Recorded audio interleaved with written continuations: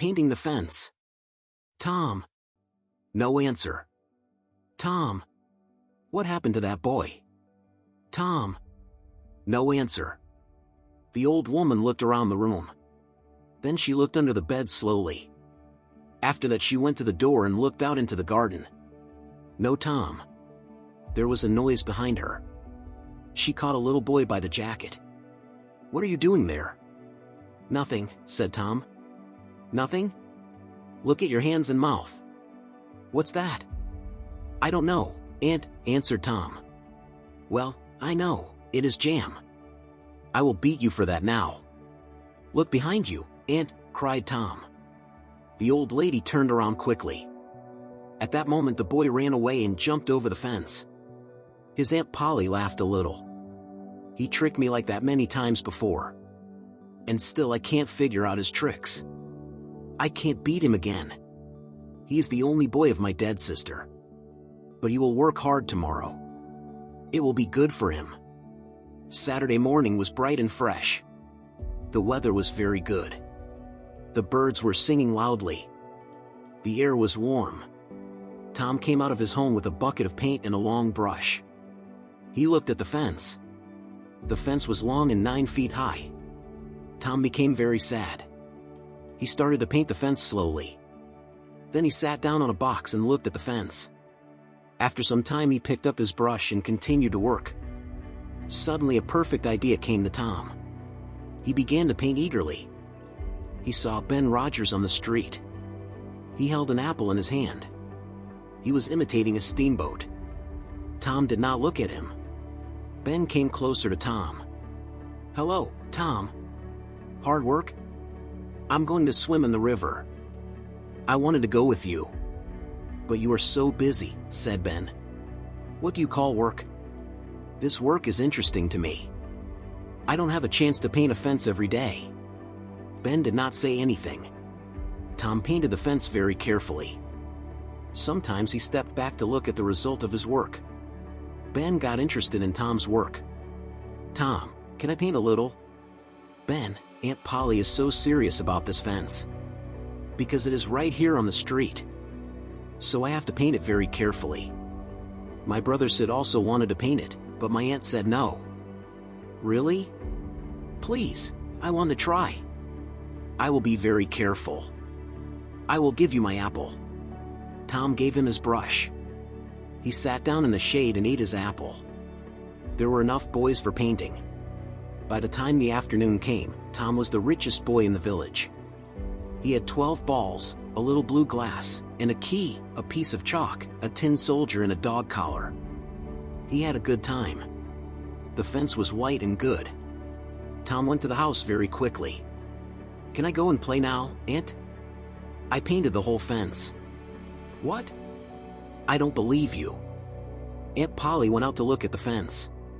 She was very surprised to see the white fence. You can go and play now. But don't come home late, or I'll beat you. Aunt Polly gave Tom a big apple for his good work. Then he ran away. He was walking on the streets. Soon he reached the public square of the village. There he met Joe Harper. They started to play games at once. Both of them were generals of their armies. And Tom's army won a great victory. Then Tom went home alone. He was passing many houses. Suddenly he saw a new girl. She was sitting in the garden. She had blue eyes and yellow hair. She wore a white summer dress. Tom forgot Amy Lawrence at once.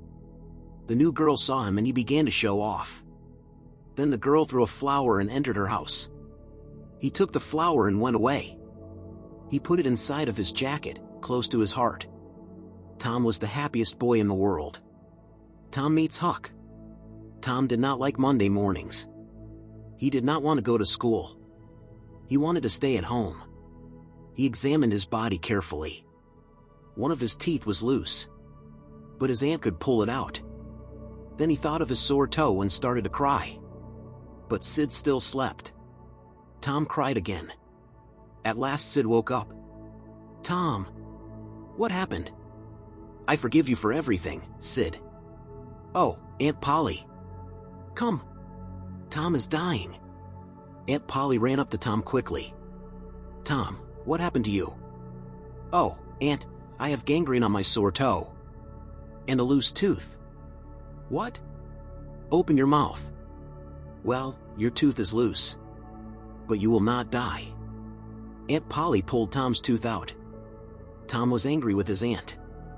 He went to school after breakfast. Tom met Huckleberry Finn on the street. Huck had no home. His father was a drinker. Huck lived on the streets. His clothes were old and dirty.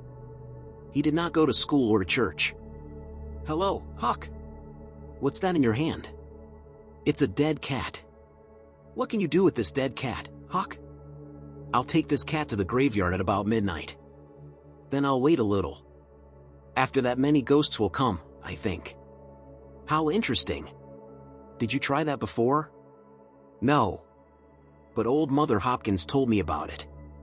She's a witch. Can I come with you?" "Of course, if you're not afraid." "Of course not. Call me at my window at about midnight." "Okay." Tom came into the classroom late. His teacher was very angry with him. "Tom Sawyer, why are you late again?" At that moment, Tom saw a new girl. There was a free place close to the girl. "I stopped to talk to Huckleberry Finn." There was no noise in the classroom. The teacher hit Tom with his stick. "Now go and sit with the girls." Tom sat down close to the new girl. He was very happy. He looked at her all the time. Soon he started to draw a house. "That's a nice house." "Draw a man," said the new girl. Tom drew a man. "That's a good man. You draw so well." "I can't draw.